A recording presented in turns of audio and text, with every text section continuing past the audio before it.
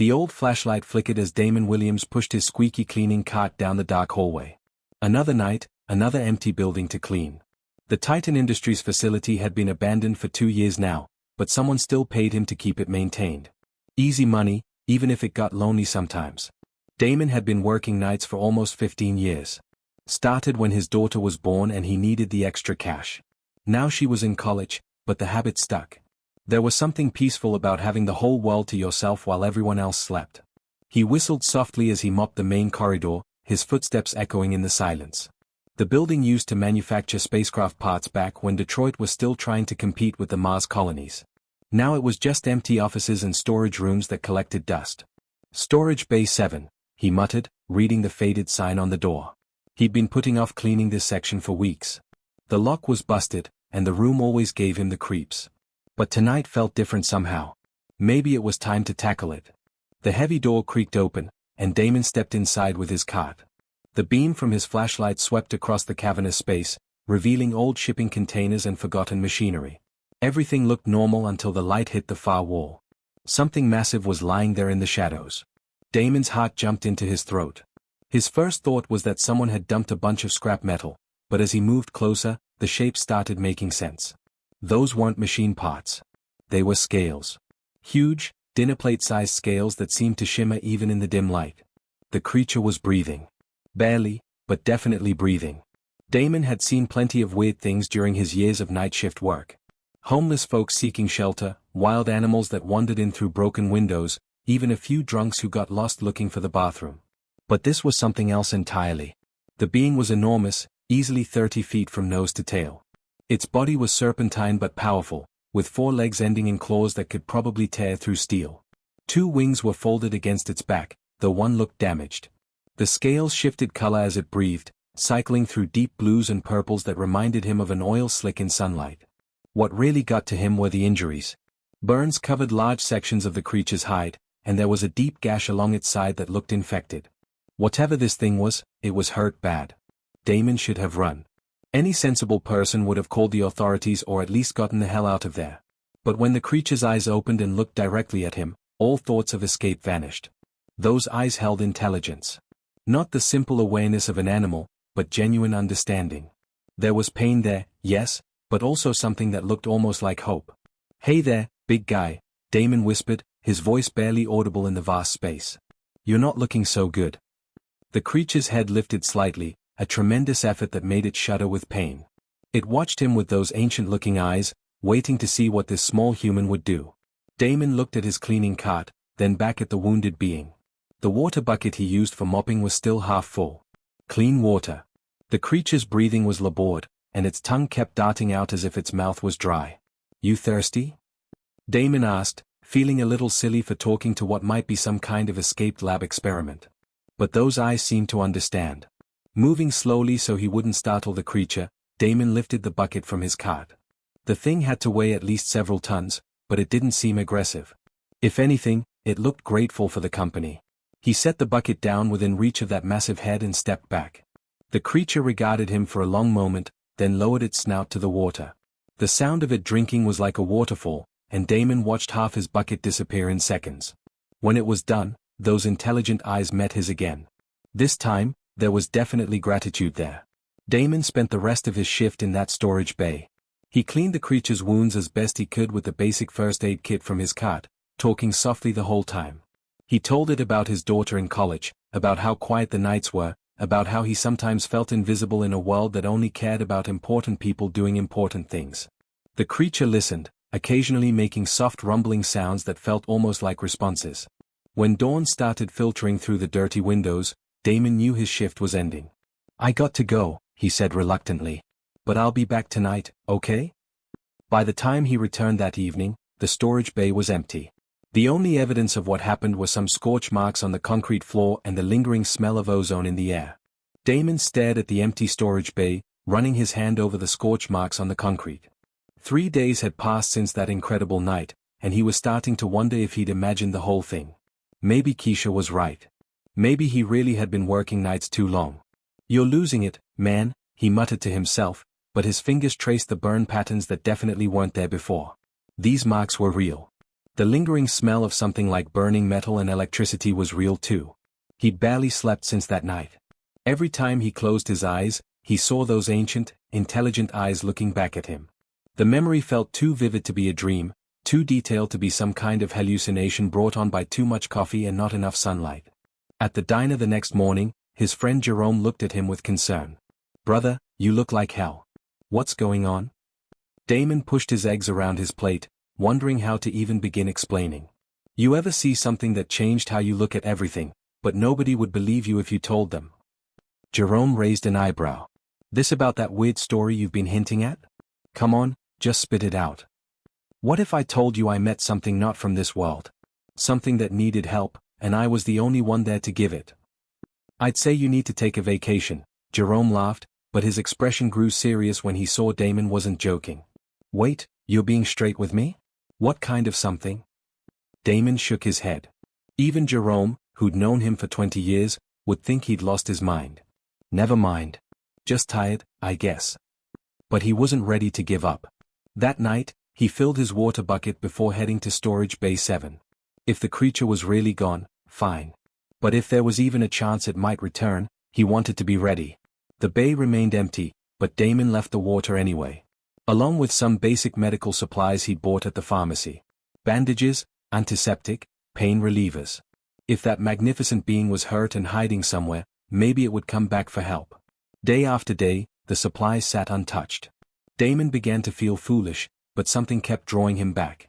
During his regular cleaning rounds in other parts of the building, he found himself listening for sounds, watching for shadows that moved wrong, hoping for any sign.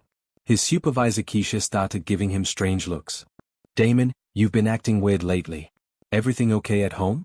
Tanya doing all right in school?" "Yeah, she's fine." Dean's list again. He forced a smile. "Just been having trouble sleeping. Maybe you should switch to day shift for a while. All this alone time isn't healthy." But Damon couldn't abandon his vigil. Something inside him insisted that first meeting wasn't the end of the story. The creature had looked at him with such intelligence, such gratitude. It felt like the beginning of something important, not just a random encounter. He started researching online during his breaks. Stories of unexplained sightings, government cover-ups, anything that might explain what he'd seen. Most of it was obvious nonsense, but some accounts made him wonder. Pilots reporting strange objects that moved unlike any known aircraft. Sailors describing lights under the ocean that seemed too organized to be natural phenomena. The more he read, the more convinced he became that humanity wasn't alone in the universe. And if other intelligent beings were out there, maybe they occasionally needed help, just like people did. On the 5th night, he brought something extra along with the water and medical supplies. A thermos of hot coffee and a sandwich from home. If the creature was hiding nearby, watching him, maybe it would appreciate the gesture. He sat in the storage bay for an hour, talking softly to the empty space about his day, his concerns about Tanya's college expenses, his growing certainty that the world was bigger than most people realized. "I know you're probably long gone," he said to the shadows. "But if you're listening, I want you to know that helping you meant something to me. Made me feel like my life has purpose beyond just cleaning up after other people." The next morning, the supplies were still there. But something had changed. The water level was lower, though it could have been evaporation. More interesting was a small pile of what looked like metal shavings near the door. They had the same iridescent quality as the creature's scales, shifting color when he moved them in the light. Damon carefully collected the shavings and put them in a small container. Maybe they were nothing. Maybe they were everything. But they gave him hope that his strange encounter had really happened, and that somewhere out there, a magnificent being remembered the night a simple janitor chose kindness over fear. He would keep waiting.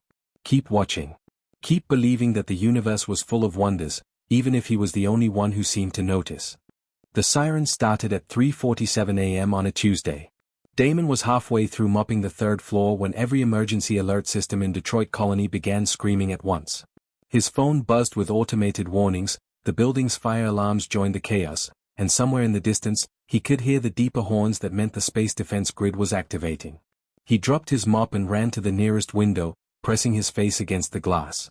The night sky, usually empty except for the occasional transport shuttle, was filled with light. But this wasn't the familiar glow of human spacecraft or the twinkling of satellites. This was something else entirely. The object hung motionless above the colony, so massive it blocked out a section of stars. Even from ground level, Damon could see it wasn't built like any human vessel. Where their ships were all straight lines and functional angles, this thing curved and flowed like it had grown instead of being constructed. Crystalline spires jutted from its hull, pulsing with soft light that cycled through colors he recognized. Deep blues and purples, the same shifting hues he'd seen in those magnificent scales just days ago. Wing-like structures extended from the main body, and the entire surface seemed to ripple as if it were alive. Holy Mother of... Damon breathed, his heart pounding so hard he could hear it over the alarms. His phone rang. It was Jerome, his voice tight with panic. Damon, you seeing this? They're saying it's some kind of alien ship. Military's going crazy. They want everyone to stay indoors until they figure out what's happening. How big is it?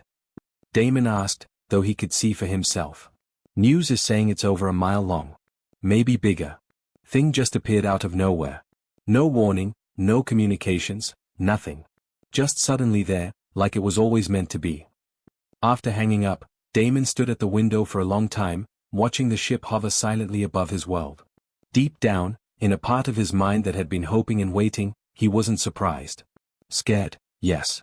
Amazed, absolutely. But not surprised. By morning, the chaos had reached fever pitch. Military vehicles crowded the streets, their occupants staring up at the sky with weapons they probably knew were useless. News crews set up on every corner, broadcasting the same footage over and over. Scientists appeared on every channel, offering theories about the visitors' intentions that ranged from optimistic to terrifying. Damon's supervisor Keisha called to cancel work. Nobody's thinking about cleaning right now, she said.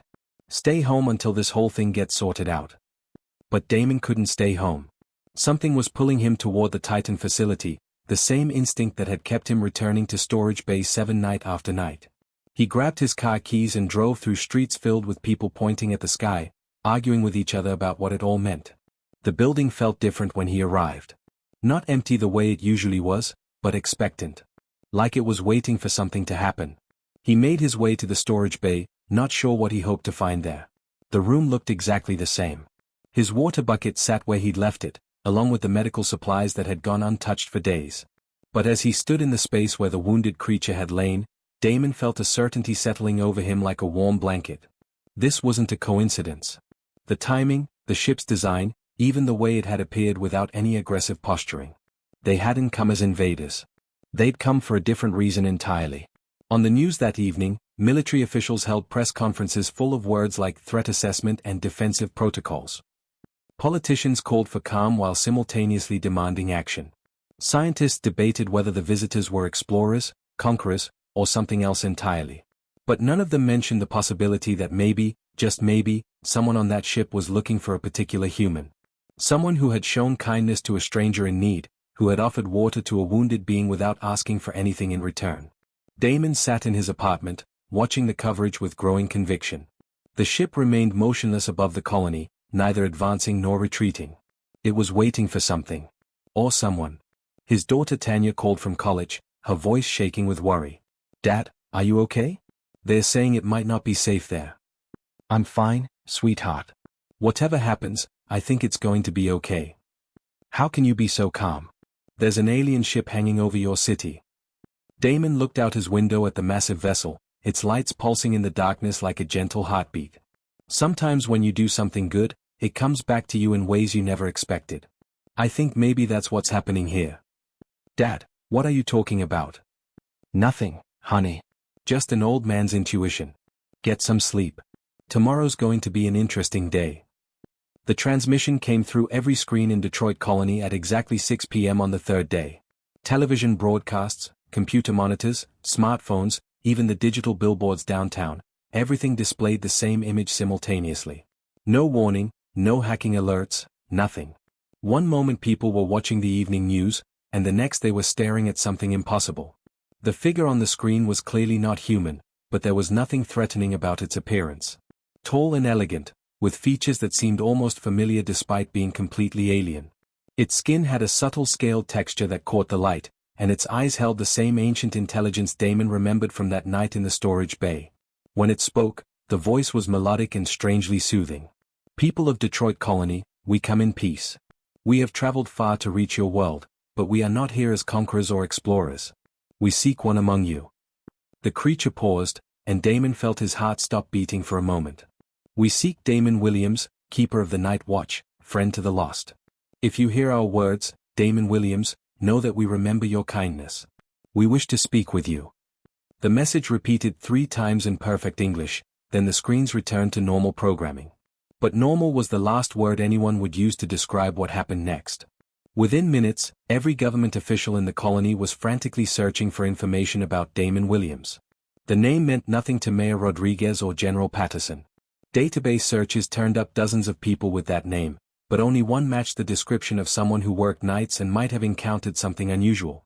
Damon's phone started ringing before the transmission had even finished. Jerome called first, his voice shaking with disbelief. "Brother, please tell me you're seeing this. Please tell me that alien thing on TV didn't just ask for you by name." "Yeah, I saw it," Damon said quietly, staring at his own reflection in his darkened television screen. "What the hell is going on? How do they know you?" Before Damon could answer, someone was pounding on his apartment door. He opened it to find 2 military officers and a woman in an expensive suit who introduced herself as Colonial Administrator Brooks. "Mr. Williams," she said, pushing past him into his small living room. "We need to talk. Right now." The next few hours felt like a dream. They brought him to the colony's administrative center, where dozens of officials peppered him with questions he couldn't really answer. How did he know the aliens? What did they want? Was he some kind of spy or secret contact? "I'm just a janitor," Damon kept saying, but nobody seemed to believe him. General Patterson slammed his hand on the conference table. "Custodial staff don't get personal messages from alien civilizations. What aren't you telling us?" "I helped someone who was hurt," Damon finally said. "That's all. Someone was injured, and I gave them water and tried to clean their wounds. I didn't know what they were or where they came from." Dr. Foster, the colony's head scientist, leaned forward with interest. "When did this happen?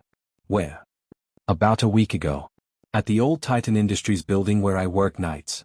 Storage Bay 7. Describe what you saw." Damon closed his eyes, remembering every detail of that incredible encounter. It was huge, maybe 30 feet long. Covered in scales that changed color. Wings, but one was damaged. Burns all over its body. And its eyes. He opened his eyes and looked around the room. Its eyes were intelligent. More intelligent than any animal I've ever seen. It was suffering, and it looked at me like it was asking for help. "And you helped it?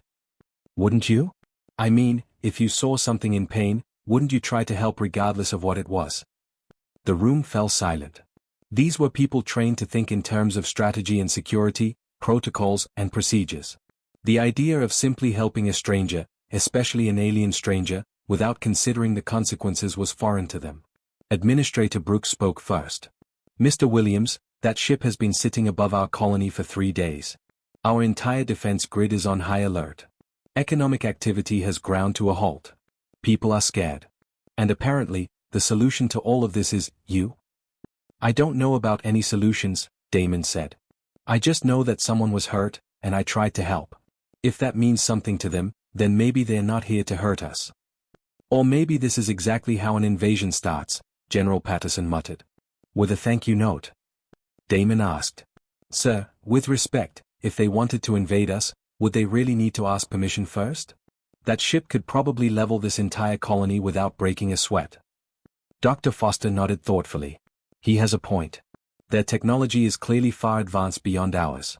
If their intentions were hostile, they wouldn't need elaborate schemes or negotiations. "So what do they want?" Brooks asked. Damon looked out the window at the massive ship hanging peacefully in the sky. "I think they want to say thank you in person." The meeting took place in the colony's main assembly hall, hastily converted into a diplomatic venue that nobody had ever imagined would be needed. Damon sat at a simple metal table, still wearing his janitor's uniform because it felt more honest than the formal suit Administrator Brooks had tried to force on him. Around the room, government officials, military personnel, and scientists waited with barely contained tension. When the delegation arrived, they came in a smaller craft that landed with impossible silence in the plaza outside.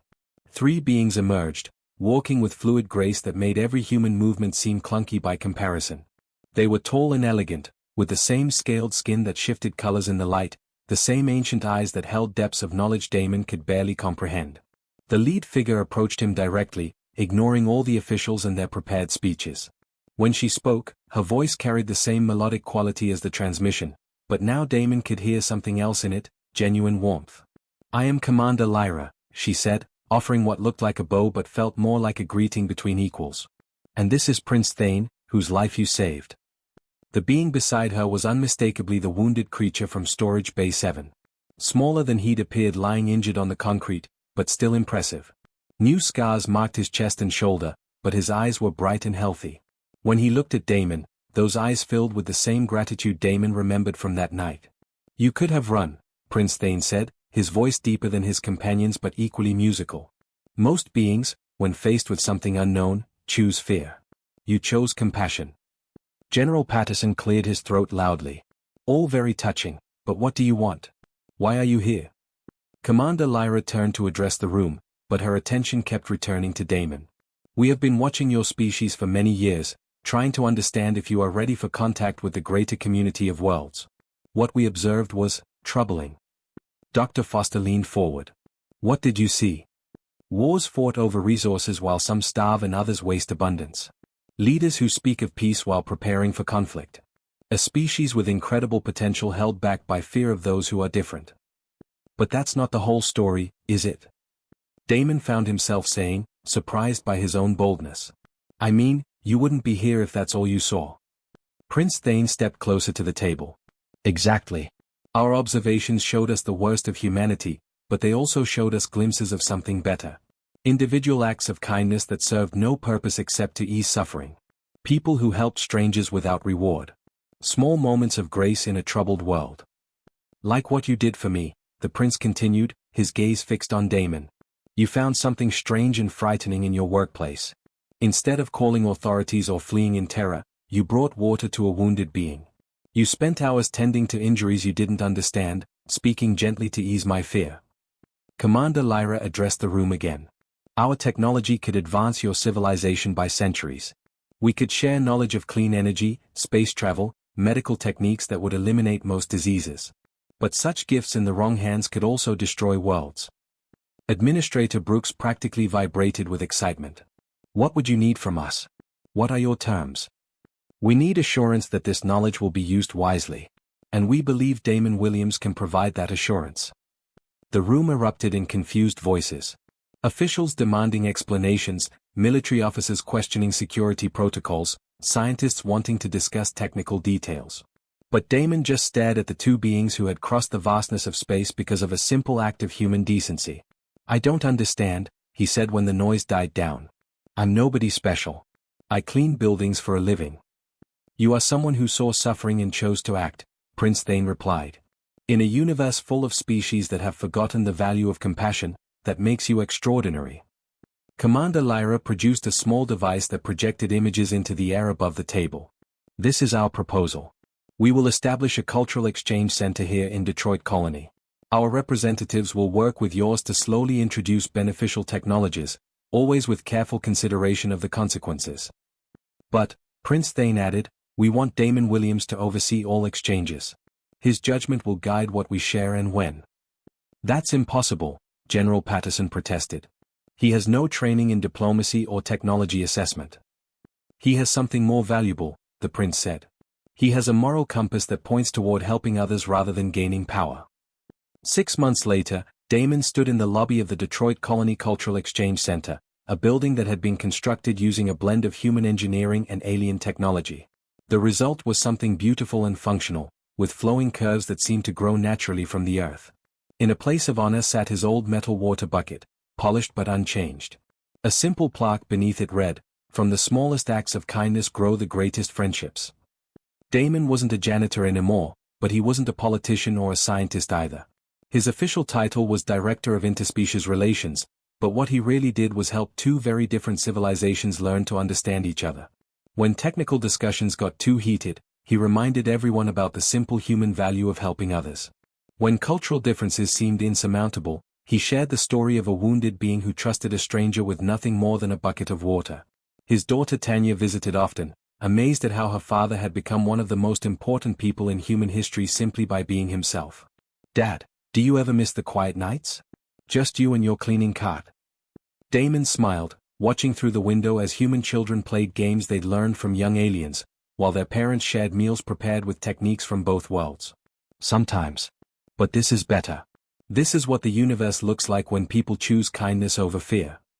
The water bucket gleamed in the afternoon sunlight, a reminder that the most important moments in life often begin with the smallest gestures of human compassion.